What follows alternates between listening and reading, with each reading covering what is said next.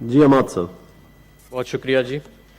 یہ پاکستان سٹیل مل کا جو ادارہ ہے جی 1985 میں اس نے اپنی پروڈکشن شروع کی اور 2008 اور 2009 میں یہ منافع سے خسارے میں چلا گیا. جنرل قیوم صاحب یہاں پہ بیٹھے ہیں، چیئرمین رہ چکے ہیں سٹیل مل کے.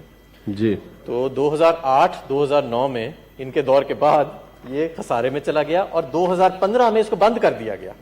اور جب یہ ادارہ بند رہا جناب چیئرمین، آپ کو حیرت ہوگی یہ جان کے کہ وفاقی حکومت اس بند ادارے کو 5.5 سال سے ان ملازمین کو تنخواہیں دے رہی ہے اور 35 ارب روپے کی تنخواہیں دے چکی ہے، 20 ارب روپے کے ریٹائرمنٹ ڈیوز اکٹھے کر چکی ہے، 2008 سے اب تک تقریباً 90 ارب روپے کے بیل آؤٹس دے چکی ہے. اور یہ 2015 سے اب تک جو میں نے تنخواہوں کا پیریڈ بتایا یہ زیرو پروڈکشن کے دوران تھا. 35 کروڑ روپے ماہانہ تنخواہ کا خرچہ ہے. جب ہماری حکومت آئی تو 211 ارب روپے کا قرضہ اس پہ اکٹھا ہو چکا تھا. 176 ارب روپے کے جب ہماری حکومت آئی تو اس کے اوپر نقصانات ایکیومولیٹ ہو چکے تھے. اور اب جو ماضی کی دونوں حکومتیں تھیں نہ وہ اس کو ریوائیو کر سکیں، نہ وہ اس کو پرائیویٹائز کر سکیں، بلکہ امپلائیز کی تنخواہیں بھی وقت پہ نہیں دے سکیں. یہ اس وقت صورتحال ہے پاکستان سٹیل ملز کی. یہ 19,000 ایکڑ رقبے پہ یہ واقعہ ہے. اس کے کور آپریشنز جو ہیں جن کو حکومت لیز آؤٹ کرنا چاہتی ہے فار پرائیویٹائزیشن پرپزز وہ صرف 2,000 یعنی 1,800 ایکڑ پہ ہیں. باقی تمام جو ہیں ان دا سکسیسفل کیس آف پرائیویٹائزیشن وہ حکومت پاکستان سٹیل ملز کارپوریشن کی ملکیت ہی رہیں گے. اور جو دوسرا، ہم اونر اور آپریٹر نہیں بننا چاہتے، ہم اونر اینڈ پالیسی میکر بننا چاہتے ہیں اور آپریشن کے لیے ہم پرائیویٹ انویسٹر کی شراکت داری چاہتے ہیں. اب جناب اسپیکر، ہم کر کیا رہے ہیں؟ یہ بات درست ہے کہ ہم وہ جو 9,000 9,500 امپلائیز 9,000 کے قریب امپلائیز ہیں ان میں پہلے فیز میں 8,500 کو ہم ان کا ایک سیورنس پیکج دینا چاہ رہے ہیں. اور وہ اس پیکج کے نتیجے میں آن ایوریج ہر امپلائی کو 23 لاکھ روپے ملیں گے، جو چھوٹی رقم نہیں ہے.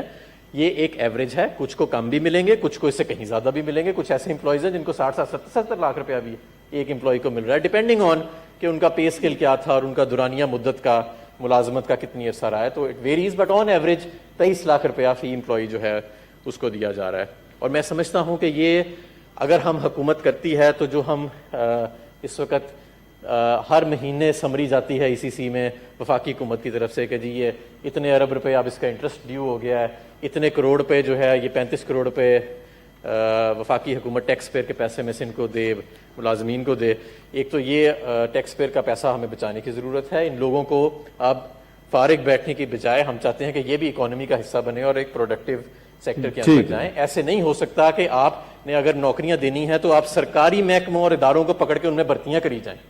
آپ کیا جانتے ہیں کہ جو ہمارے اسٹیٹ اونڈ انٹرپرائزز کے ایکیومولیٹڈ لاسز ہیں وہ ہمارے اینیول ڈیفنس بجٹ سے بھی بڑھ چکے ہیں. وہ اسی وجہ سے بڑھے ہیں کیونکہ ماضی کی ویژن لیس، ریگریسو اور بیکورڈ حکومتوں نے ان اسٹیٹ اونڈ انٹرپرائزز کے اندر بھرتیاں کی، بلوٹڈ کیا. یہ جو سٹیل مل 3 لاکھ ٹن پروڈکشن پہ چل رہی تھی، آپ دوسرے ملکوں میں جا کے دیکھیں اس سے 10 گنا زیادہ پروڈکشن پہ steel mills at a fraction of the employment چل رہی ہیں، at a fraction of that this employment چل رہی ہیں. لیکن ہم انفارچونیٹلی انیشیٹو نہیں لیا گیا، کوئی ریزالو نہیں شو کیا گیا، کوئی ڈیسائسونیس نہیں شو کی گئی، جس کی وجہ سے یہ 230 ارب روپے کا آج قرضہ سٹیل مل پہ کھڑا ہے. اور اس کے علاوہ جو ڈیوز ہیں جو ہم ہر منتھلی پے کر رہے ہیں وہ علیحدہ ہیں. تو اس لیے گورنمنٹ نے یہ ڈیسیجن لیا ہے اور اس ڈیسیجن لینے کے بعد ہم اس کی ڈیٹ ریسٹرکچرنگ پہ جائیں گے اور پھر پرائیویٹائزیشن پہ جائیں گے.